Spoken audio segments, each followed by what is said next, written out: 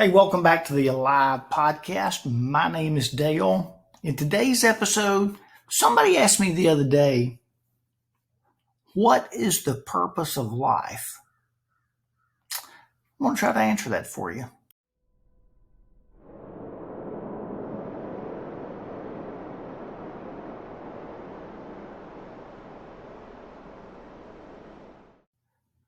Okay, the Alive podcast. First, let me tell you what Alive stands for. It's an acronym for Authentic, Love, Imagination, Victor, and Evolve.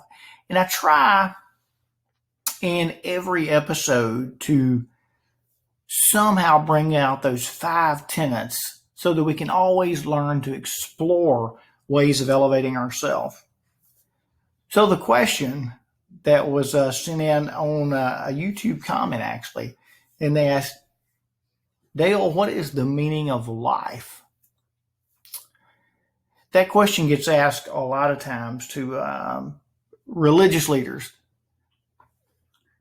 But to be asked by just a common layperson like myself, I find it quite fascinating. And I'm more than welcome to try to answer it. Here's what I think. The purpose or the meaning of life is to simply become the best individual we possibly can, to make sure that our actions, our karma,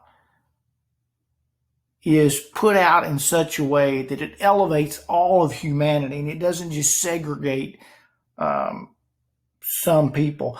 It's like when you talk about the meaning or purpose of life, so many people box themselves in with an indoctrination or a belief that they can't substantiate. I was talking to a group of men the other day. I was invited to speak, and when I started, I think I kind of caught them off guard because I said, first, let me tell you, when it comes to faith, I have none. And they were kind of startled because this was a men's Bible prayer group.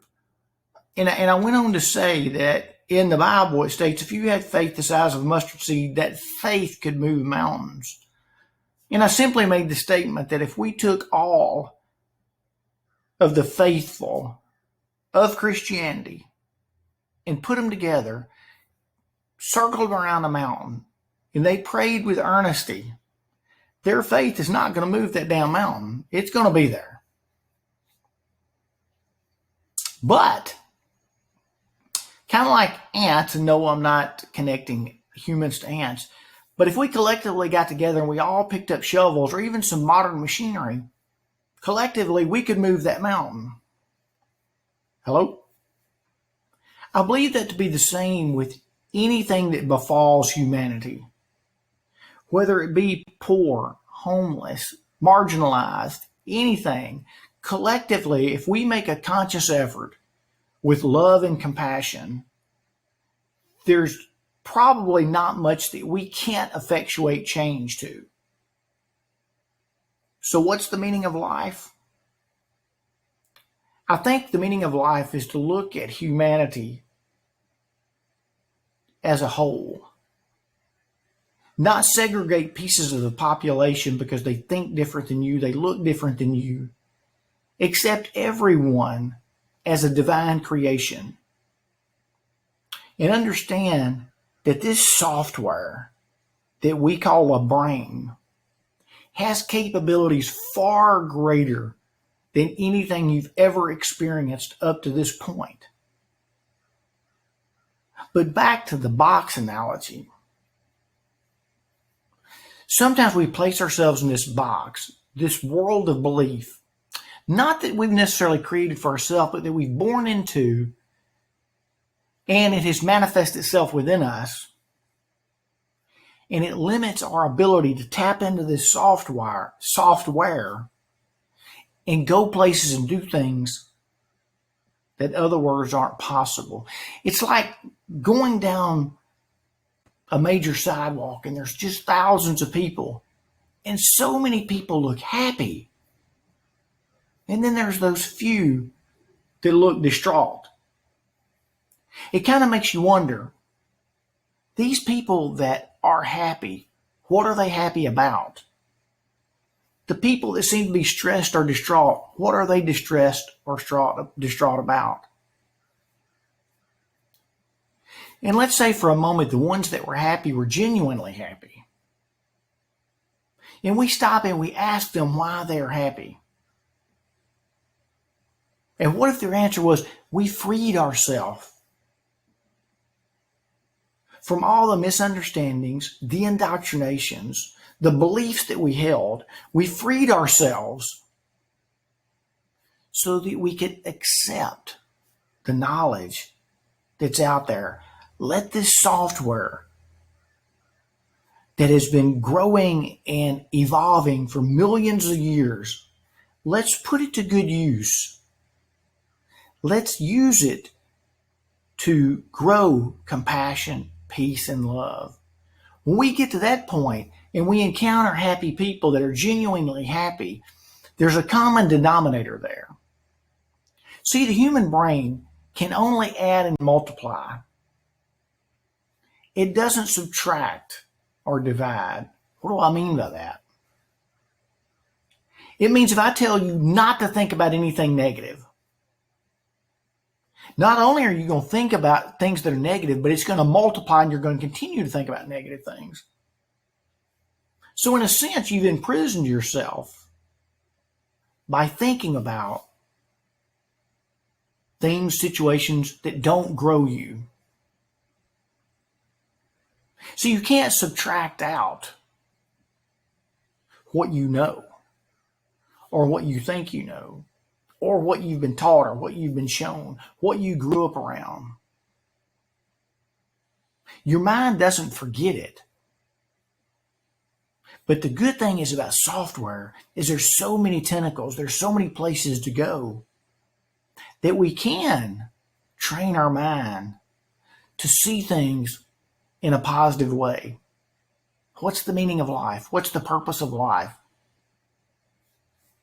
The purpose of life is not only to grow yourself in such a way that you emit compassion and peace and joy,